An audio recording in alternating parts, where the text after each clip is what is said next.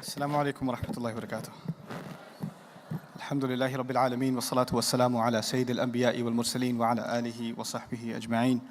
ثم أما بعد فأعوذ بالله من الشيطان الرجيم. إن الله اشترى من المؤمنين أنفسهم وأموالهم بأن لهم الجنة. رب اشرح لي صدري ويسر لي أمري واحلل عقدة من لساني يفقهوا قولي آمين يا رب العالمين. First of all, again, I'm very grateful that I have the opportunity to address all of you. And those of you that are familiar with my work know that I try to emphasize reflection and study of the Quran. I recognize that it's not the only area of study or contemplation that's necessary in the life of a Muslim, but I do believe it's central in the life of a Muslim that they have a direct relationship with the Quran and they extract from it as much counsel and as much advice as they possibly can. I am speaking to you in this final session with a little bit of a heavy heart because, you know, as I walk around in the conference, I meet a lot of people and they come to me and we have like 30 seconds with each other before someone else comes into the conversation and they tell me all kinds of really heavy things. And I realize that on the one hand, we're talking about the Book of Allah and we're talking about the time of Sahaba and we're talking about this ideal era that we learn about in our sacred text. And on the other hand, in stark contrast to that is our reality. Our reality is so far from the things we talk about sometimes, right? And we have to bring those two things together. Sometimes these two things are so far apart from each other that it even feels like the Quran or the Sunnah or the religion, for some people it feels like it's talking about a different reality. It's not even talking about my reality. A lot of people feel like when they're hearing about the Sahaba, or when they're hearing about the great accomplishments of the Prophets ﷺ, that these are some legendary superheroes that did these amazing things, and that's so far removed from where I am or anybody else I know is, and we're just so much below any of that, it doesn't even apply to us. So what that does psychologically for a people is that it reduces the advice and the counsel of the Quran and Sunnah to literally the same as the criticism of the kuffar. Meaning the kuffar said, you know, asatirul awwaleen, these are stories and legends of old times, of earliest nations. That's all this is just stories. And we unfortunately in our discourse sometimes have created an environment and a culture in which we talk about the past in a way that we completely disconnect it from ourselves, and we make it feel like we are never, ever, ever going to even come close to what has already happened in the past, and therefore we stop looking for counsel and advice from the same text. Like, this is not about us, this is about people that are far better than ourselves, you know? And this is actually detrimental, it's very damaging. To give you an example of this before I talk about the ayah that I really want to talk to you about, to give you an example of that, you have, for instance, in the case of the Sahaba radiallahu ta'ala anhu ajma'in, you have the case of Abu Bakr as-Siddiq radiallahu anhu, the hero of Islam. Umar bin al-Khattab radiallahu ta'ala anhu, these are heroes of Islam. When it comes to spending in the path of Allah, and people are encouraging in a fundraiser or in a talk to have people donate. So they give the example of Abu Bakr as-Siddiq radiallahu ta'ala anhu, who gave, or first they start with Umar radiallahu anhu, who gave how much of his belongings? Do you guys remember the story? Half of his belongings, right? And he felt like he's accomplished something, and Abu Bakr as-Siddiq walks through and gives how much? All of his belongings. And you hear this and you're like, yeah, I should give too. But you know what? There are a lot of people in the same audience that are saying, I will never give half my belongings, and I will never give all of my belongings. So, and by the way, it's not even fair. It's not even fair. Let me tell you why. Because they're not the only Sahaba radiallahu ta'ala anhum ajma'in. You know, they're not the only Sahaba. There are thousands and thousands of companions. And many of them didn't give half and didn't give all. Many of them gave less. But Allah spoke about all of them and said, radiallahu anhum wa radu anhu. Allah is pleased with them and they are pleased with Allah. In other words, what we do is we take the highest examples sometimes to motivate. The highest examples we can find in Islam of sacrifice to motivate people, but don't realize that some people are motivated by that, but other people are actually completely demoralized by it and say, that's impossible. That must be for that era, it's not for me anymore. So how do we reconcile both of those things? Because if you truly study the stories of our companions, radiallahu ta'ala anhum ajma'in, the first followers of Islam, right? What does it mean to be a follower of Muhammadur Rasulullah sallallahu alaihi wasallam? It's the companions. If you study their stories, you don't find one kind of story. You find a lot of variation. You find people of incredible sacrifice, and you find people that were struggling. And Allah acknowledged and appreciated and loved all of them. Allah even talked about the degrees between them in the Quran. You know, لا يستوي من أنفق منكم من قبل الفتح. You know, وقاتل أولئك أعظم درجة مِنَ الَّذِينَ أَنفَقُوا مِن بَعْدُ وَقَاتَلُوا وَكُلًّا وَعَدَ اللَّهُ الْحُسْنَى.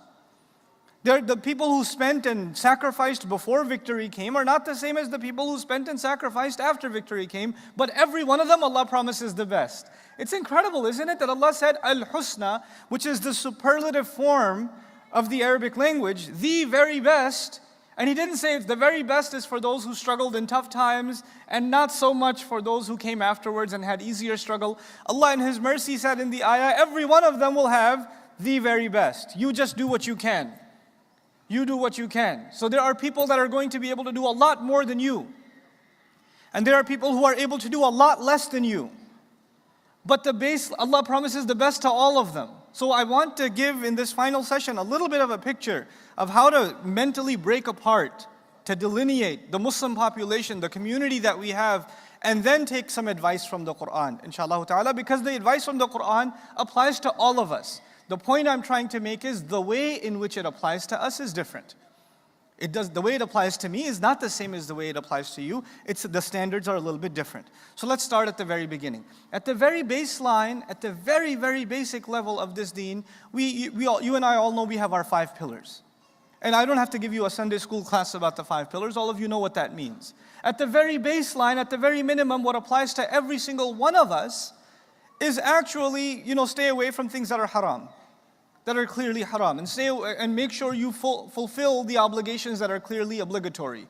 What you have to do, you have to do. What you have to stay away from, you have to stay away from. Now that is the baseline for every single Muslim. That's the baseline. Now above and beyond that, when I speak to a congregation like this, there's a bunch of people here in the audience and I don't know where you come from. You come from different cities. You come from different neighborhoods. Some of you have been studying Islam for years. Some of you know more Islam than I will ever know. Some of you are, some imams are sitting in the audience. I just met an alim who studied Islam for 8 years. He's sitting in the audience. And there are some people here who became Muslim this weekend, who know almost nothing. There are some people who were raised in a Muslim family but have nothing to do with Islam. And their parents forced them to sit here and they're sitting in the back like, why am I here? And every time they try to escape, their mother gives them the look of death and they sit back down. Look, the crowd is diverse. Not everyone here is on the same page. That's just a reality, isn't it?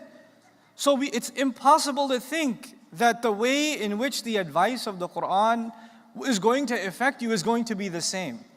Or the way you have to live by it is going to be the same. There are some minimal expectations that are expected from all of us. Now let's talk above that. Let's talk one step above that. My job as a da'i, my job as a speaker, is actually to try to speak to the person here who is the least committed to Islam. My job is to try to address the person who doesn't even want to be here. That's the person I'm trying to reach. When am I trying to reach that person? When I'm speaking in a general public setting. Because that person may be holding on to Islam by a thread. They may barely be holding on. They may already be convinced, I don't even want to be Muslim, I don't even know. I'm not so sure if I want to be Muslim. And they're sitting in this audience. And that person, if I start giving him examples of spending half of his wealth or all of his wealth, you know what they're going to say? I wasn't even sure about giving 1/100th of my wealth, and you're asking for half or all. Forget it. I'm out of here. This is way too much to ask. The guy already walked in thinking that Islam has way too much to ask, and I helped him out. I helped him out by giving him the highest standards. The standards that not even all of the other companions could live by. That only the very, very, very top of them could live by. And I'm presenting that almost as though that is what you're expected to do. It isn't fair. It's just not fair. Then what do? In the communal discourse, in the conversation that we have to have with our communities, the Khatiba Jumu'ah, for example, he has to understand that people are at different levels and you have to take it easy. You have to talk about the very basics and take it easy and give hope. But then you have in every masjid there's like a halaqah, there's a study circle, and there's like 6 or 7 people that attended. It's not like 200 people or whatever. It's very few people. And they stick it, they come every week, they sit with the imam, they learn more and they learn more and they learn more. And as they demonstrate that they are more serious, guess what? The leader, the imam, the scholar, the teacher has to expect more from who? From them. From them, you should give them higher examples. For them, you should actually elevate their expectations because you want to make them rise to the occasion. But even as they rise to the occasion, you know what the next challenge becomes? They turn around, as you, for example, some of you didn't know much about the deen 4 years ago. But you started learning some Arabic, you started attending some seminars and courses and classes, and you started listening to download after download after download, and you started taking all these crazy notes, and then you started giving a khutbah at your MSA or something, or a talk, or a halaqah, and now you know a lot more than you did 4 years ago. But you know what happens? As you know more, you realize more is expected from you. And as you realize more is expected from you, you turn around to everybody else and think that more is expected from them too. Which isn't true. More is simply expected from you, but you can't put your burdens on them. Nobody had a larger burden on their shoulders than Rasulullah sallallahu alaihi wasallam. No one in human history ever had it, and no one in the human future will ever have a larger burden than this man had to carry sallallahu alaihi wasallam for 23 years, which is no time at all to do what he did. And yet, when he's sending people on a mission to spread the word of Islam, he's telling companions, yassiru wa la tu'assiru, yassira wa la tu'assira. Make ease and don't make difficulty. Make things go easy on people. Don't go hard on them, subhanallah. It's his instruction to Sahaba. He's not tell people to submit to Allah and they better become the best example of submission immediately. No, just go easy on people, take it easy. Yassiru wa la tu'assiru. You know, it's an incredible bit of advice. And the optimism. We don't talk enough about the optimism of the messengers, alayhimus salatu wassalam. You know, over and over again in the Quran, Allah describes that the prophets of Allah are givers of good news and givers of warning. Mubashirina wa mundhirin, bashiran wa nadhiran. Right? These occur over and over again in the Quran. They came to give good news and they came to give warning. Now, how many of you are in the teaching profession or have taught in any capacity? Sunday school, halaqah, anything. Okay, listen. If you have a difficult crowd, is it easy to stay optimistic? Is it easy to keep smiling? It becomes impossible, doesn't it? If the kids aren't listening in a classroom, or people are talking while you're talking, or I'm giving a lecture and people are getting up and walking away, is it agitating to the speaker, or is it disturbing? Does it bother? Or people are talking over I can't even hear myself. I'm teaching a class, I can't even hear myself, people are talking so much. This is a true story. This actually happened at another ICNA convention. It was maybe 6 or 7 years ago. I'm giving the lecture. Uncle's sitting in the first row. Sorry, Uncle, I hope you're not here today. But so sitting in the first row, he gets a phone call. And apparently he was from Pakistan. Because when you get a phone call from Pakistan, you have to speak extra loud. Ha, sab theek hai? Ha, okay, everything's okay, over and out. Like those helicopter things that you talk to in the military. This guy, and he's having a long distance conversation in the front row, and I can't even hear myself over this guy. But at the time I have to remind myself, the prophets were given the instruction not to warn first, but to give good news first. But in order to give good news, you have to have a positive attitude.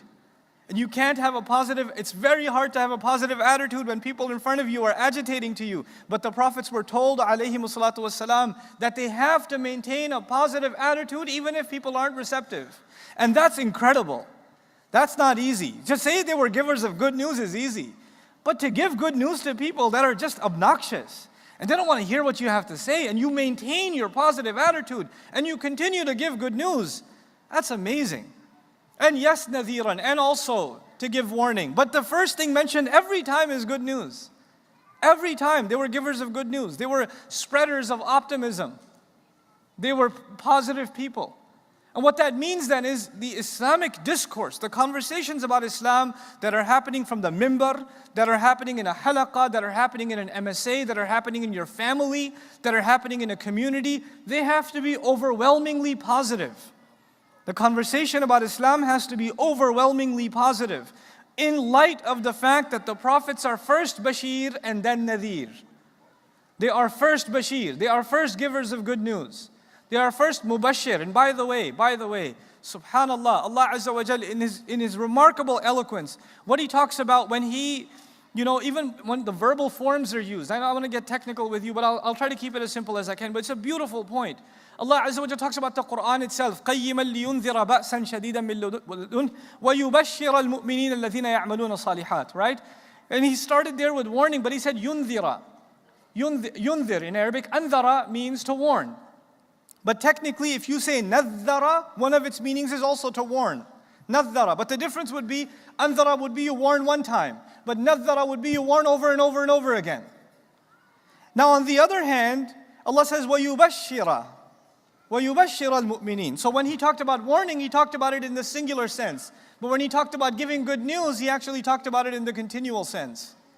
He overwhelmed the good news over the warning, subhanallah. And by the way, in that particular case, because it's alamat as-sa'a, it's towards the end of times, it's Surah Al-Kahf, which is supposed to be recited when Dajjal shows up and all of that, right? So it's times of warning, so it began with warning. But even when it began with warning, it multiplied the good news immediately. وَيُبَشِّرَ الْمُؤْمِنِينَ الَّذِينَ يَعْمَلُونَ الصَّالِحَاتِ أَنَّ لَهُمْ أَجْرًا حَسَنًا مَاكِثِينَ فِيهِ أَبَدًا. There's no مَاكِثِينَ فِيهِ أَبَدًا, they'll live in it forever about the warning. There's only that's only mentioned for the good news. Subhanallah. Over and over and over again. So what does that practically mean for you and me? The mothers in this room that tell their children, you better listen to your father because Allah will put you in Jahannam. What are you doing? You are negating the legacy of delivering the message of Islam with mercy, with love. Because you figure, you like to instill the fear of your father, or the kid's dad. If Papa comes home and I tell him, no, don't tell Papa, please, Or sometimes it's the other way around. The guy says, I'm going to tell Mama. He's like, oh no, don't tell Mama. Anything but telling Mama, just hit me right here. But what do? We think the only way to fix children even is by scaring them. We have to scare them to fix them or to fix their behavior. Now, I'm not saying that's never good. Sometimes giving a little bit of warning is good. But overwhelmingly, what should there be? Overwhelmingly, there should be love and patience and good news and encouragement and, being patient with children. Children are annoying. Look, I got 6 of them. I know, they're annoying. They can really get on your nerves. They can. And mothers here know, they could drive you crazy. You could go, you go so crazy sometimes the husband looks scared. Like when your kids are really on your nerves, the husband sees a look on your face like, oh, okay, I'm gonna go out in the backyard. I'm just gonna sit on the grass. I don't know what else to do, But you know what? Even in those cases, we have to learn something about the way the prophets carried a message out. Because at the end of the day, we are teaching our children the message of Islam through this. Many kids are raised, they think the only thing they know about Islam is everything's forbidden. Or you're going to get punished. Allah will be really angry at you. Allah's going to get really mad. A little kid, like 2-year-old comes, Abba, I can't eat ice cream, right? Because Allah's going to get really mad? Oh, that's a tragedy. That's a tragedy. A 2-year-old says that about Allah? That's pretty sad. They should know wonderful things about Allah. How much Allah loves them and cares for them. Like how Allah made the ice cream sweet, not how Allah will punish them if they eat the ice cream. You understand? So you're imposing your anger disorder onto Allah. That's what you're doing, and it's not right. Similarly, in the community setting. And by the way, in the marriage too. In marriages, husbands constantly telling the wife they're going to burn in hell if they don't do this, that, or the other. Like what kind of marriage is that? Where you're telling your wife, you're comfortable talking to your wife about her burning in hell. How is that normal? You're not a normal person. You need serious therapy if you do this, Then on top of that, in the communal setting, if every single khutbah is about the day of judgment and about people being thrown into the fire and all of their deeds and all of their good deeds are wiped away because they were munafiq, and I'm not saying those warnings don't exist. I am certainly not saying that. But I'm telling you, you give so much doom and gloom, and you're going to have people at a large scale just lose hope. And they will start believing that they are headed for punishment anyway. And once people stop losing hope, and they become convinced that they're heading towards punishment, then the doors to sin open wide. What's the point anyway? Might as well go out with a bang. People just lose hope. So now, the ayah that I wanted to share with you in this talk, I have 8 minutes left. I think I'll stick to it. I'll finish on time, inshallah. The ayah is actually one that expects something very, very high. It expects one of the highest expectations in the entire Quran. Allah Azza wa Jalla says, إِنَّ اللَّهَ اشْتَرَى مِنَ الْمُؤْمِنِينَ أَنفُسَهُمْ وَأَمْوَالَهُمْ بِأَنَّ لَهُمُ الْجَنَّةِ. No doubt about it, Allah has already purchased from the believers. In fact, Allah is the one who's purchased from the believers their monies and their own lives, their own selves, in exchange for Jannah.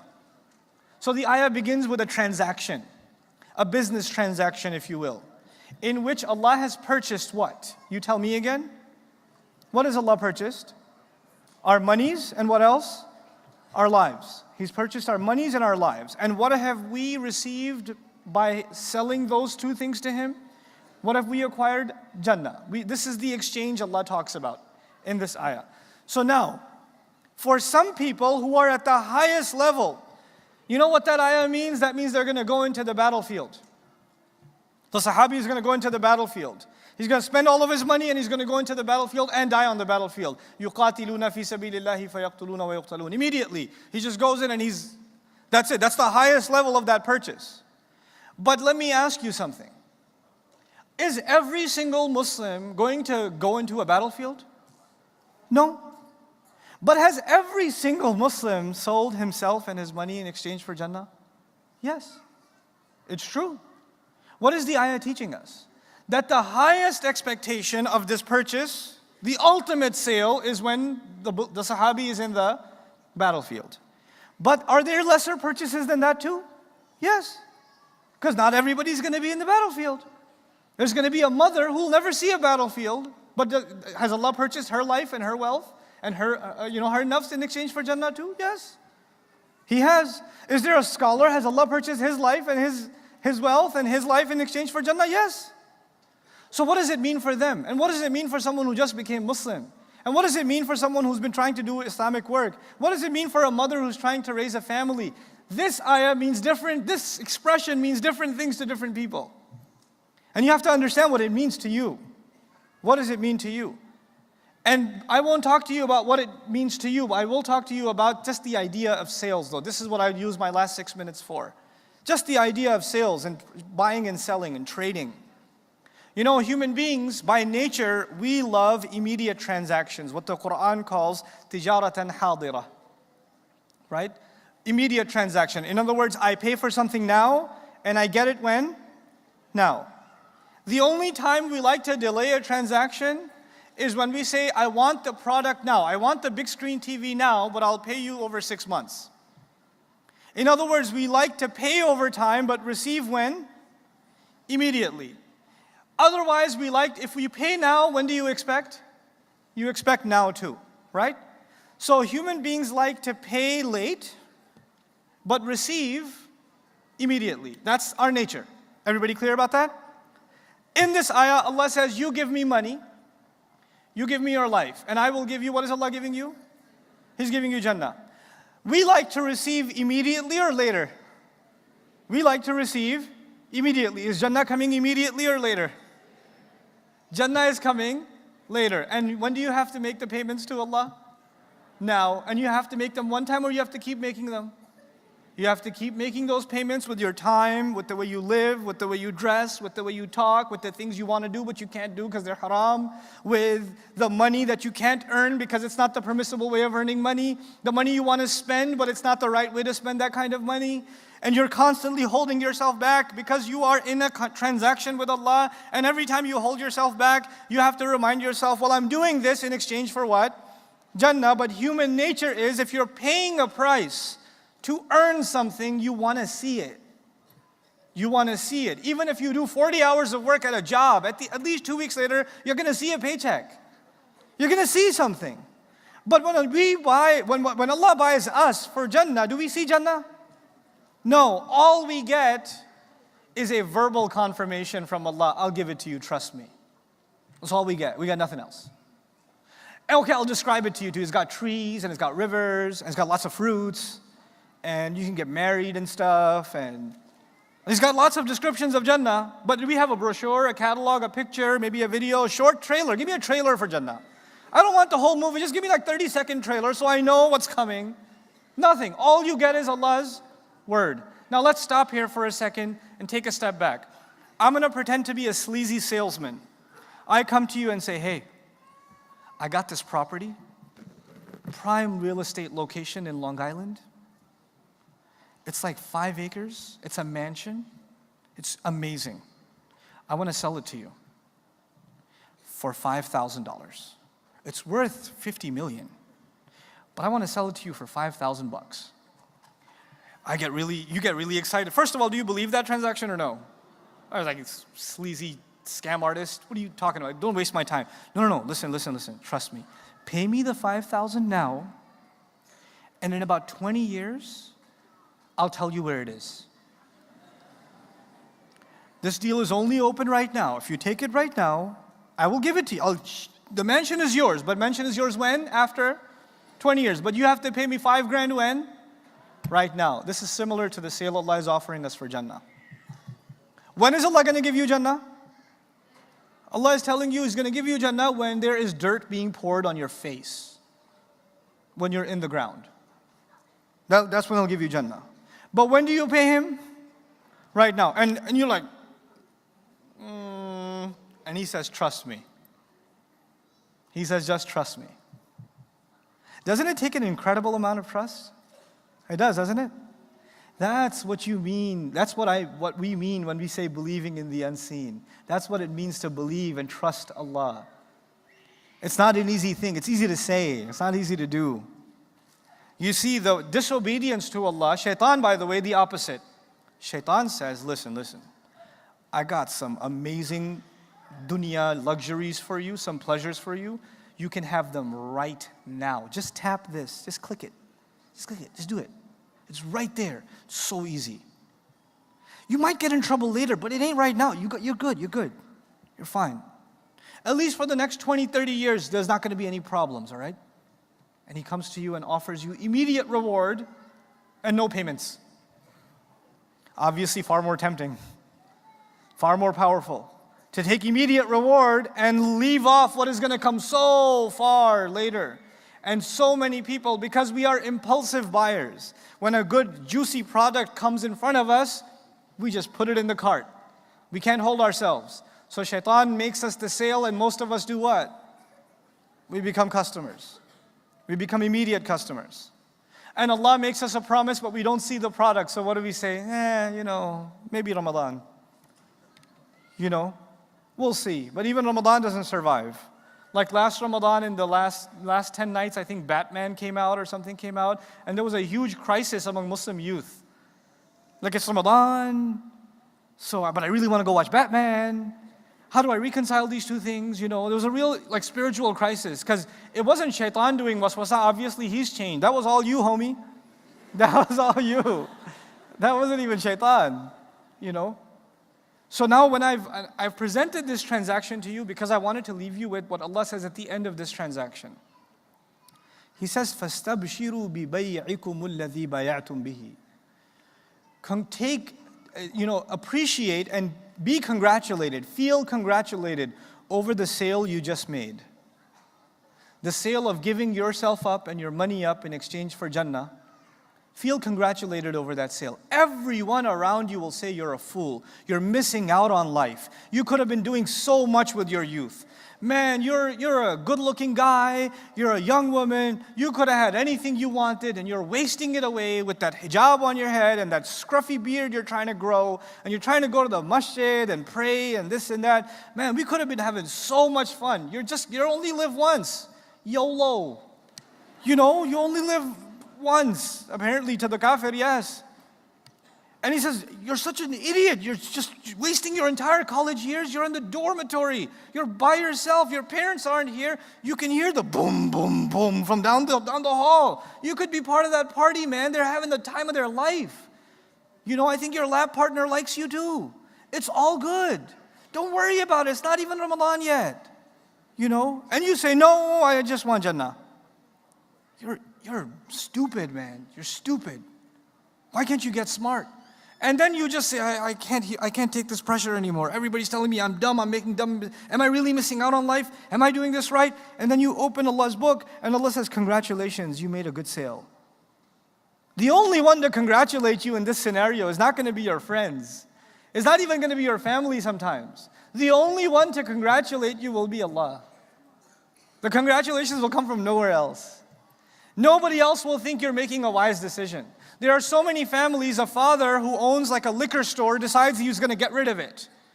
And when he gets rid of it, they have to sell the house because he can't make the house payments anymore. So they're going to go from a house to an apartment. And the whole family is going crazy. What are you doing? We need the house. How are we going to live in an apartment? This is the wrong idea. I don't know what's happened to dad. He's gone crazy. But the father knows the only one who's telling him, congratulations, my slave.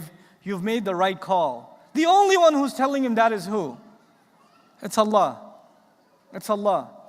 When you trust Allah, then let me tell you, people around you will question that trust. And they will make you lose that trust. And that's when you need to hold on to Allah's book. Because when you open that book and you read it to find hope, that's the only way to survive.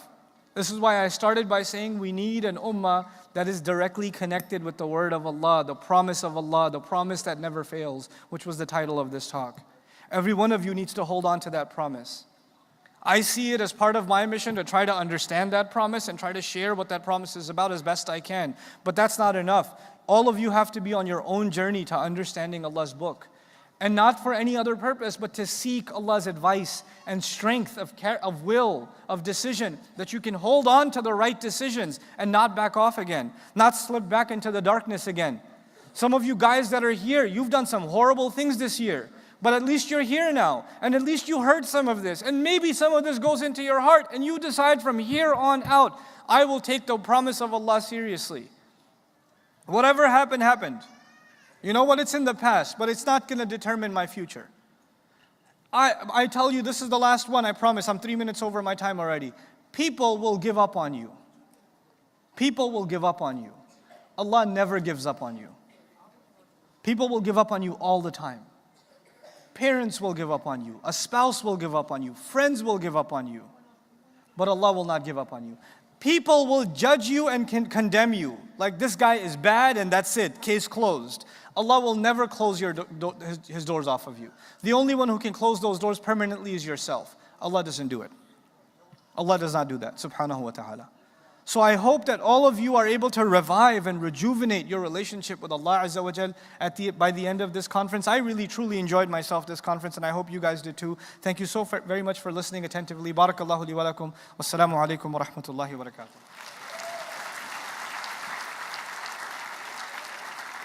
All right, Jazakumullah. I think a comment I would like to make, because I was noticing a lot of sisters, mashallah, taking notes. And I see brothers, at best, they had their phones out. All right, record that, right? How many people have Facebook accounts? All right, because something I'm about to say, and how many people have Twitter accounts?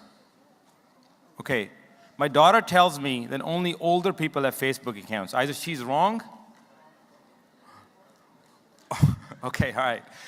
What I would like you to do when you go back, I would like you to go to ICNA website and Facebook page, and I would like you to share what you have learned here. By the way, if you like something good, share that. If you didn't like something, tell us that. You don't have to tell the rest of the world, right? And also,